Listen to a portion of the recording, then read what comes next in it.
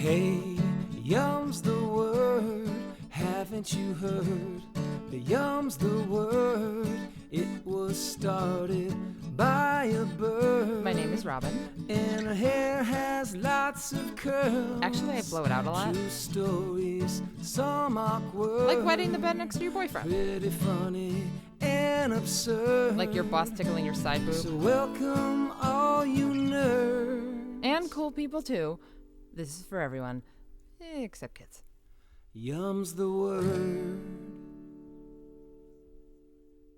Hi, everybody. Welcome to Yum's the Word. Happy Pie Day. I am Robin Gelfenbien, your host for the evening, your connoisseur, your taste bud, your butcher, your baker, your ice cream cake maker, your ice cream pioneer, here for your Gelf quarantine, your Gelf isolation, coming to you live. Everybody say it together. From a distance. I'm actually here in New York City, and I am so thrilled to have you all with us. So excited to have you here this evening. All of the proceeds from tonight's show are going to Hot Bread Kitchen. I will share a little bit more about them in just a bit. And so I wanted to know, I know there are a lot of baking people here. So if you are a baker, put a pie or a cookie or something in the chat. And if you are somebody who just likes baked goods and you'd rather buy them or you'd rather just eat what somebody else made, then put a smiley face in the chat.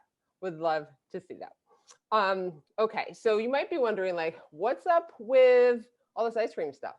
Well, I call myself a connoisseur, and I see all these fun baked goods coming through. Awesome. Lots of bakers here. Ooh, Becky, Echo, yum, yum, yum, yum, yum. I see lots of pies, lemon meringue. Awesome. So ice cream runs really, really deep in my family. My mom had a hiatal hernia when she was pregnant with me. And she started eating ice cream every single night because the doctor told her to only eat soft stuff at night. And so I feel like I got hooked on ice cream before I was even out in this world. My dad was a good humor man, and my aunt made ice cream cakes. So for the past 10 years, I've been making ice cream cakes for my live storytelling series here in New York called Yum's the Word. And I wanted to give you a little taste, or what I like to call a cake tease, and show you what some of these ice cream cakes look like. Because quite often people will say something like, oh, are they like, just basic ones like Carvel? And I'm like, no. So I just wanted to show you a couple of them. So this is obviously a fun little smiley face. I believe it was a peanut butter and chocolate one. The next one is, I made this one honestly like 9 years ago, and it's like dark chocolate and mocha and Heath bar and Oreos and crushed pretzels. So very, very decadent. And then the last one is just for fun. It's one of my favorites, a little emoji love. So, and by the way, I call all of my ice cream cakes legendary. Now, I want you to know, obviously you're going to hear some puns tonight, but what's nice about virtual shows is that if you don't like puns, I don't hear you going, I don't hear anybody who like finds them pun bearable, finds them uncomfortable. So let's see. Carvel, girl, please. Yes. Oh, thank you, Mijanu. Oh, I also forgot to show you that in the spirit of puns, this is one of my favorite aprons. Hot to handle. Okay, but tonight, obviously, we are doing something different in honor of Pie Day. Now, normally we do ice cream puns, but tonight we had to start from scratch for the baking puns. And thank you, Camilla. I'm glad you like my apron. By the way, got it at Cow's Creamery, which is up in Canada.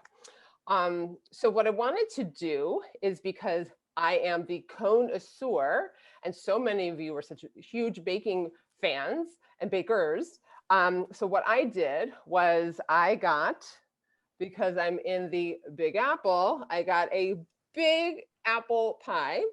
And what I want to know is which of the following ice cream flavors do you think I should pair with my apple pie? I'm going to show them to you and then we're going to pull up a poll. So first we have, this one's kind of awesome. It's called Best of Both Worlds because it's got Tahitian and Madagascar vanilla bean.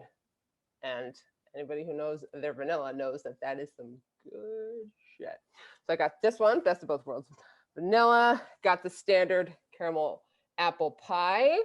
I was also able to open this jar, which is not easy. And then this one's super cool, not what you would expect. Churro dough. So it's like a brown sugar, brown butter ice cream, cinnamon. It's got a whole situation going. And listen, if you don't like ice cream, that's an option too. So Megan, why don't we pull up the poll for everybody?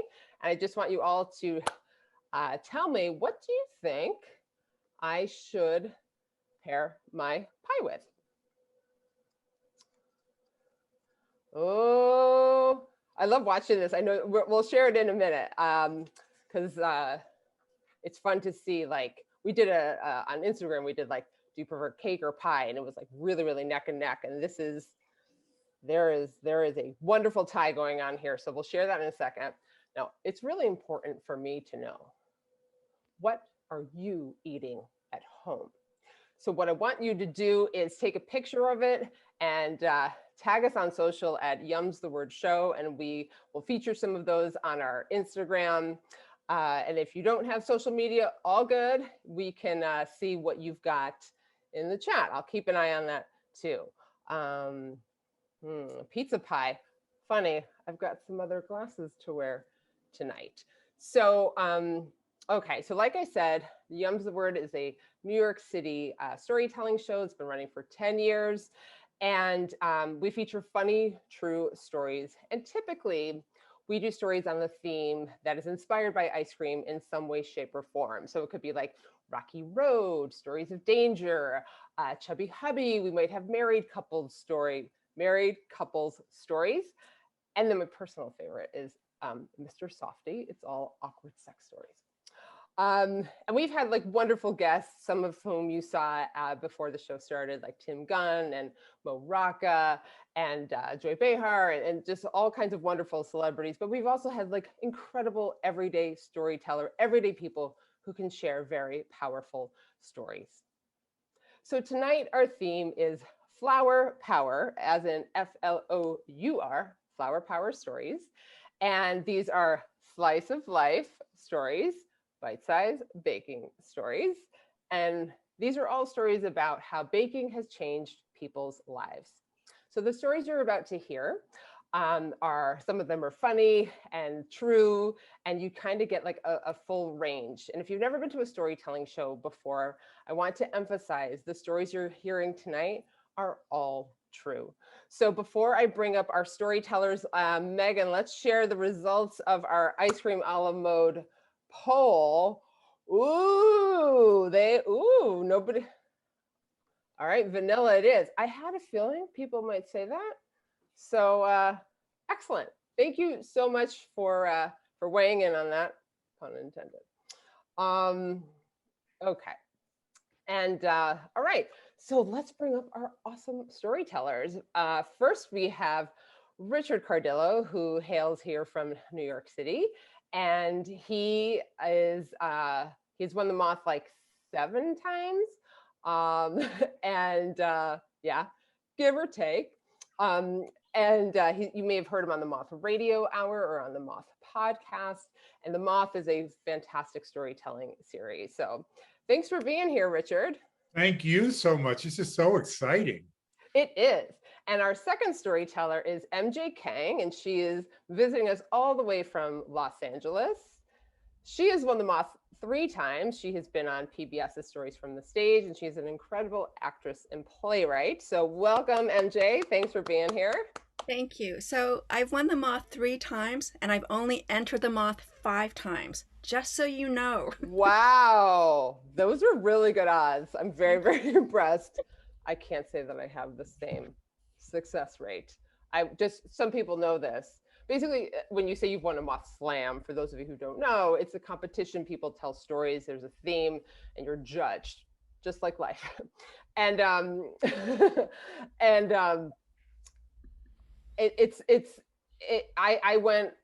called myself the Susan Lucci of the Moth because I came in second so many times.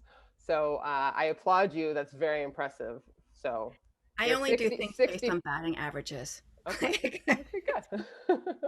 So Richard, I know you did something special for Pi Day. So what did you make for it? I'm saying, what did you make for us? But because we're all gonna eat it virtually with you. I took out the old King Arthur baking sheets that I have. Oh. I made a chocolate cream pie with a peanut butter crust. Oh my God, that sounds so good. And that looks beautiful. It does. Richard is no slouch. And now the other thing I wanted to ask you, Richard, was you say that you named your sourdough starter. I did. What did you name it? My sourdough starter's name, it's about 30 years old this year, is La Fiera. And in Spanish, that means the wild beast. Ooh, I love it. That's awesome. And MJ, I know like when you were little that the first book you wrote, I don't know if you wrote subsequent books, but the first book you wrote had a really fun connection to tonight's theme. What is it? Yes, it was a speech which I won the school-wide speech competition when I was 7. She's not competitive at all. I know, I'm so competitive. And it was called My Life as a Cookie. Aww. And it was all about, so I went to a Roman Catholic school, and it was all about how I was baked, eaten, and then I went through the person who ate's body, and then I went to go visit heaven, and I was accepted. Wonderful. Wonderful. Excellent. Nestor's asking if you're a Leo, and I know that is not the case. She's like no, me. I'm like Robin. Robin and I are sisters. Yes, Capricorn sisters. Okay. All right. So let's get these stories rocking and rolling. Everybody in the chat, put all kinds of emojis together as though you were in an audience clapping it up for MJ Kang. Oh, we lost MJ. I'm back. I didn't know if I should go on and off. Hello, I'm here. All right. In 2011, my 3-year-old daughter, Mia, she becomes interested in adding and subtracting. I hope it's a phase. She brings me flashcards, which are from a neighbor, which I had put way back in the bookcase, hoping she would never find them. And she wants to go through them with me. I say no. She keeps on bringing them over and over again like a cursed object. Finally, I agree. We sit in the hallway, and I say to her, 1 + 2 = 3. She's fascinated. I'm horrified. This is not how I want to raise my daughter. This is not how I want to be with her. I want to go to animal sanctuaries and museums and get really dirty with finger paint. I don't want to do things traditional with her, and I definitely don't want to teach her the basics like reading, writing, and math. Because I was raised where perfect wasn't good enough. I once got 102% on a spelling test, and before I even showed my mother, she said to me, next time you have to do better. And so I eventually stopped trying, because what was the point of trying to be better than perfect? And then when I had Mia, I tried to raise her in a way where she hopefully wouldn't develop my issues. And so then I asked other parents who had traumatic childhoods, what do you do when your child likes math? Bake, they said. It's real world math and it's delicious. And so Mia and I, we go to the grocery store and we buy quality ingredients. We bake. She learns. She understands multiplication, division, and fractions. And those flashcards, I donate them to Goodwill. And in our kitchen, we get messy. I love how she digs in and lets the batter gush through her fingers. And when she washes them, it clogs the sink. I need to plunge it a few times, but I never stop her. We make pie crust, cake batter, muffins, pizza dough, and cookies. We turn the whole house upside down. There's flour on the floor, flour on the walls, and flour on top of door frames. And butter, it stays exactly where you leave it, including door handles. This is what I wanted as a kid, how I wanted to be with my mother. I asked my mother once, why can't I cook or bake with you? And she told me, I wasn't allowed to bake with my mother. You learn by watching. And so I'm standing by the entrance of my parents' kitchen. I'm 7 years old, and I see my mother. She has a raspberry jelly roll cake that needs to be rolled up. So personally, I wouldn't bother rolling up the cake because it doesn't taste any better. But I want to help her. And so I ask her, may I roll it, please? And she looks at me, and I'm pleading with my eyes. In that moment, it's my one wish. And she says, no. When I become a mother, I realize I could make certain choices that could potentially heal me from my memories, and maybe I could reclaim my childhood. And so when Mia's 7 years old, I ask her if she wants to make a jelly roll cake with me. And she says, of course. So we invite her friend Danielle and her mom over. Danielle has the same birthday as my daughter, and I'm just picturing that we're gonna get messy. We're gonna get flour in our hair and on our nose, the four of us baking together. And on that day, I set up 2 areas in our open concept kitchen. I set up measuring cups, spoons, bowls, placemats, 1 set each for Danielle and 1 for Mia. Oh, and I also include mixing utensils because even though Mia likes to use her fingers, I like to give Danielle the option. No judgment. Whatever is fine with me. And as soon as Danielle and her mom are over, Mia and I do our thing. We wash our hands, we put on aprons, and we dig in. We measure all the wet and dry ingredients, and Mia gets her hands into the batter and it gushes in between her fingers while Danielle watches. Her mother stands there too, doing nothing. And so I tell them, the recipe's right there. Measure the ingredients and if you get an excess amount of flour, you can just wipe it with your finger. Danielle says, I don't want to touch the flour with my finger. Who is this kid who doesn't want to touch flour? And Danielle, mom asked me, is this something you do, make jelly roll cake? Mia, my daughter, explains, Mama likes to feed me and listen to me chew. And Danielle looks grossed out and asks if she can wash her hands.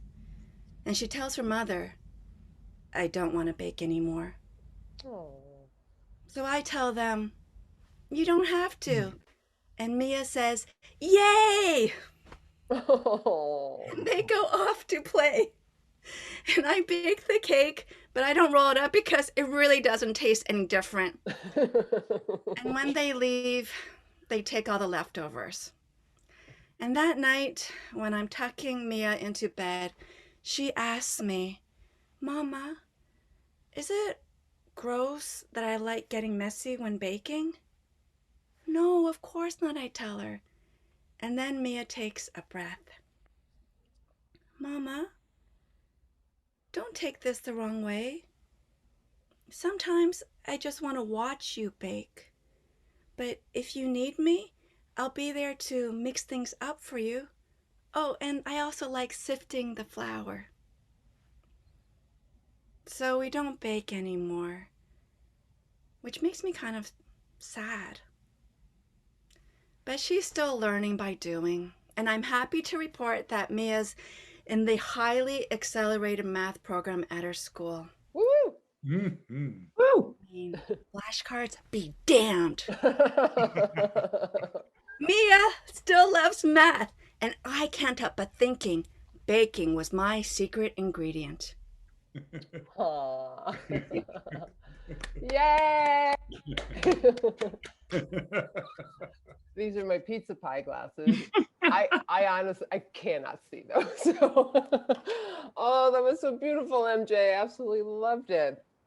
And the other night, I wanted to just share with the audience, we were going over MJ's story, and Mia's also a phenomenal pianist. She was playing piano in the background. So MJ, you've got a really fun event that's coming up. You want to tell the crowd about it?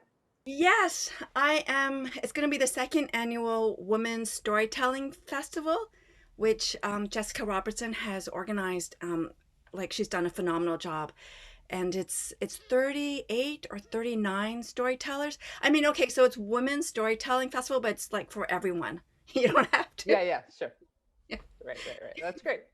And we've got a link for that is in the chat now. And thanks to the audience, by the way, for all the like awesome props you're giving, MJ, because it really was such a beautiful story. So mazel to you, MJ. We will see you in just a few minutes. And I wanted to share that, as I mentioned at the top of the show, all of the proceeds tonight are going to Hot Bread Kitchen. They are a nonprofit that is based right down the street from me in Brooklyn. And what's cool is that all of the ticket proceeds go to them. But in addition to that, the donations are all going to be matched by King Arthur Baking Company. So big ups to them for being so supportive of this wonderful, wonderful organization that I'm going to tell you a little bit about right now. So they create economic mobility for individuals who are disproportionately impacted by gender, racial, social, and/or economic inequality. For the past 10 years, they've provided social services, skills coaching, job placement, and entrepreneurship programming. They also use their vast connections and relationships with employers to put workers and small businesses on a path to economic security and mobility. Pretty kick-ass.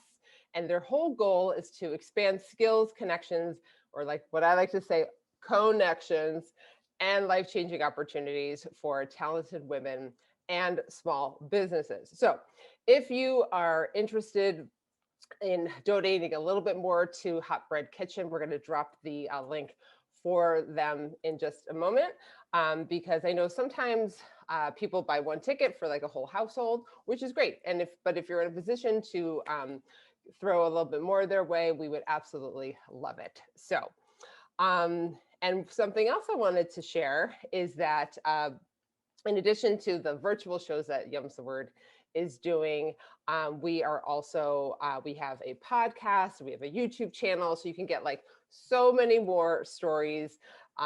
If tonight's not enough for you, and we're going to hear the next one in just a moment. And so I also teach storytelling. We're going to have Rocca's video up this week. And so if you want to follow us on social, it's at Yums the Word Show across all what I call ice cream social media. And then if you want info on like the storytelling classes and everything else, we're going to drop a link in for that as well. Okay, so I'm so excited to bring up our next and final storyteller. You already saw him, you know him, you love him. You can keep your screen on, Richard, all good. Richard, take it away. Thank you so much.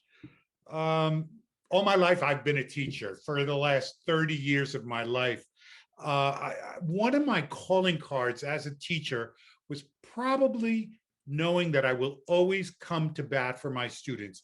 I meet them where they are. I listen to their stories, which is the most important thing.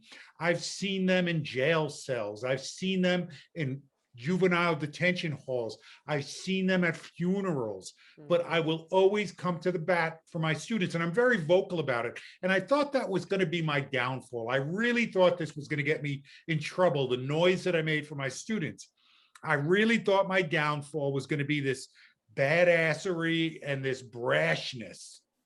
What it turned out to be were my baguettes and my brownies. I'm a baker as well. I've been a baker since I was a teenager. I'm the go-to baker for my family and friends for cakes, pies, cookies, especially breads and sourdoughs. I just will bake anything. my staff loves me because I have this tradition of finding out what the birthday is, asking what their birthday cake is, and making their birthday cake special on their day. And I do that for every one of my staff members. About 7 or 8 years ago, I get this phone call from a school in the South Bronx. It was a middle school, and they were literally on life support. They were told that if they couldn't get their act together in about a year, they were going to close the doors. And I mean, it was just a dysfunctional place. There was 50% people, 50% of the students missing on any given day. There were high rates of suspensions. There was a big teacher turnover. So, you know, it was going to be a big, tall order. I knew that if I could engage the people in that school in building these authentic relationships, something was going to happen. So I figured I can get the baking involved with my teaching at the same time. And when you have a school that's in that much trouble, where do you even start? You start with the crossing guards. They know everything. They are the eyes and ears of the neighborhood. They let me know which students needed more help, whose parents were in trouble. They let me know what's going on in a neighborhood that might have been dangerous. So I just listened to them. And every morning I'd show up with these freshly made bagels, and we'd sit and we'd kibitz for hours, and they'd love it. Soon, the word of those bagels spread like butter. And everybody wanted in on the action. First, the custodians, and they started coming to see me. Then the security guards, and finally the teachers.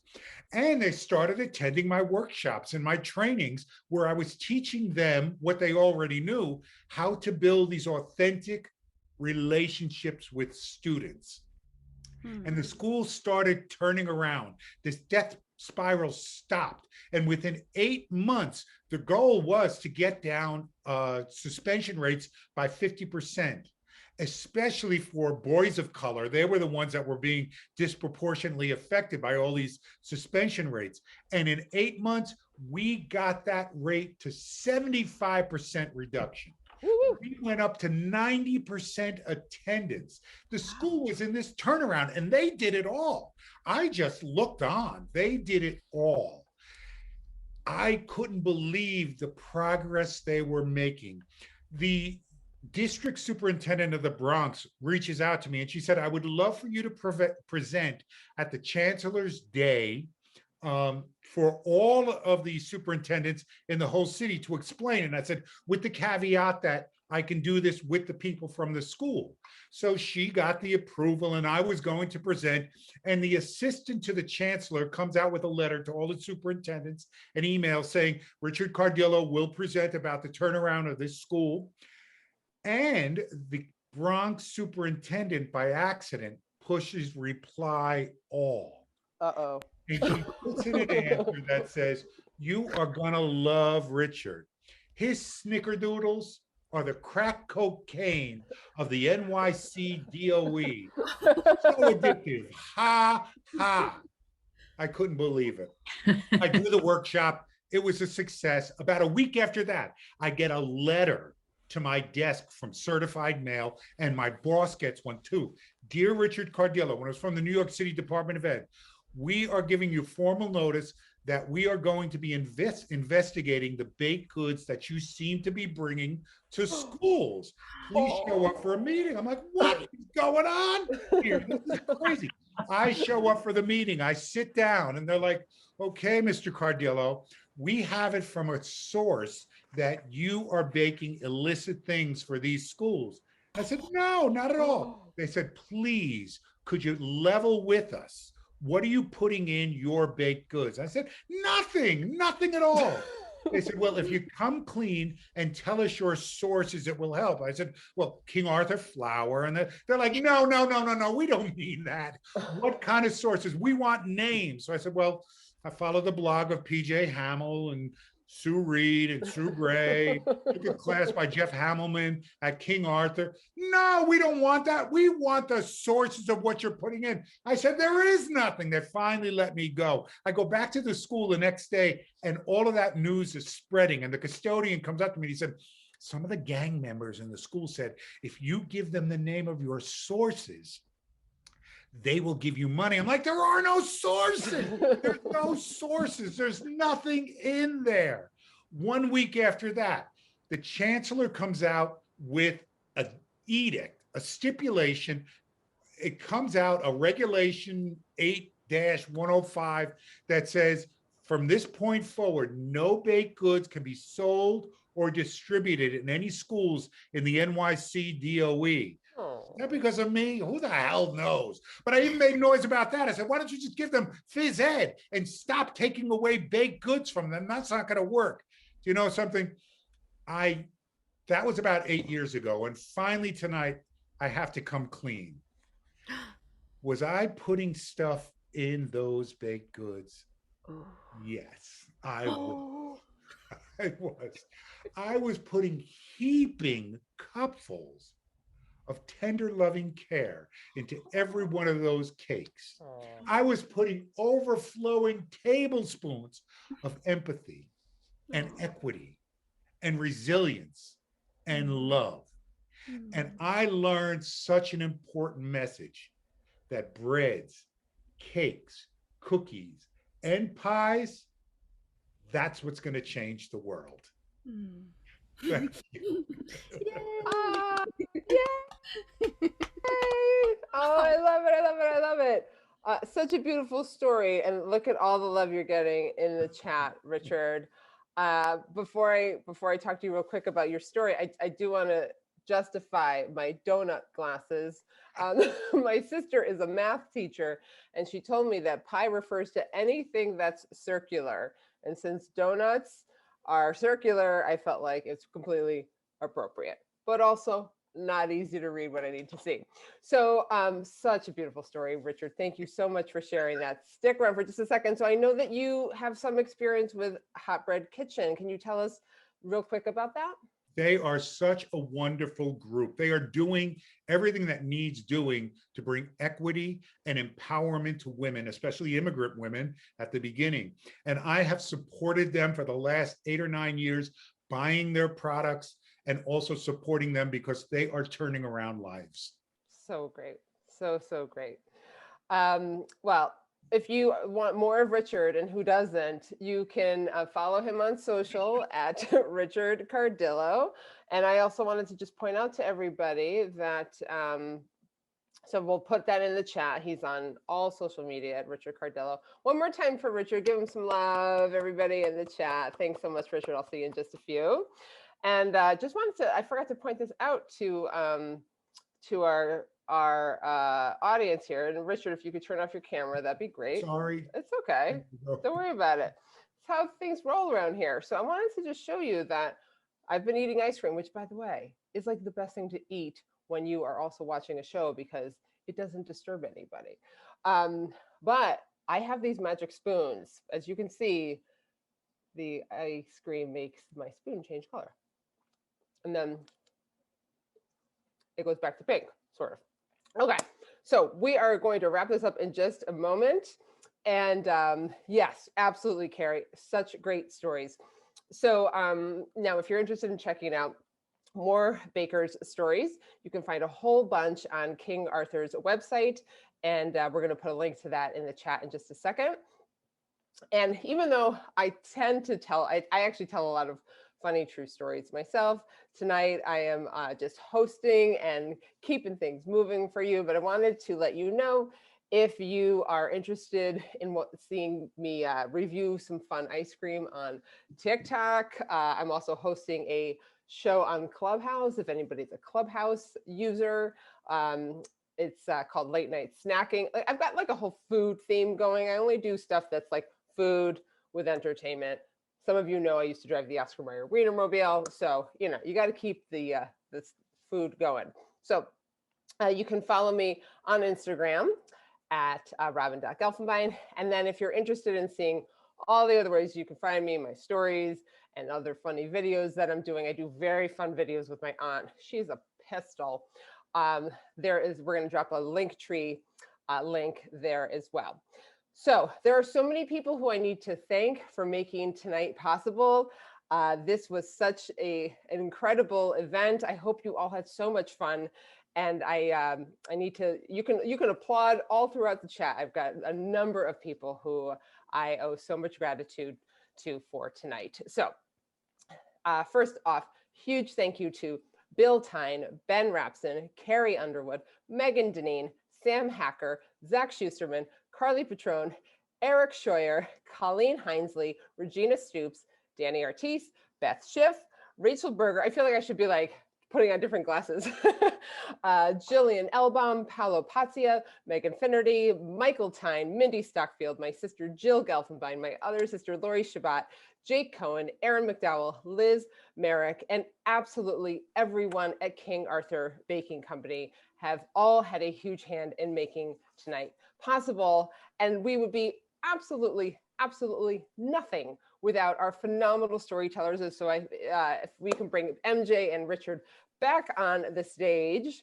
So MJ, Richard, thank you so much. You were so great. It was an honor to share the virtual stage with you. So follow them for more if you want to see. We're all doing shows all the time, and hopefully we'll get to see you IRL. For those of you of a certain age, that means in real life soon. And thank you to our wonderful audience. You were so great in the chat. If you want to follow the Yums the Word Show Instagram, you'll see all kinds of fun highlights from tonight's show. And I hope that I get to see you again soon, IRL, virtually, whatever. Happy Pi Day. Thank you, Richard. Thank you, MJ. Have a great night. Bye. Bye-bye. Yum's the word,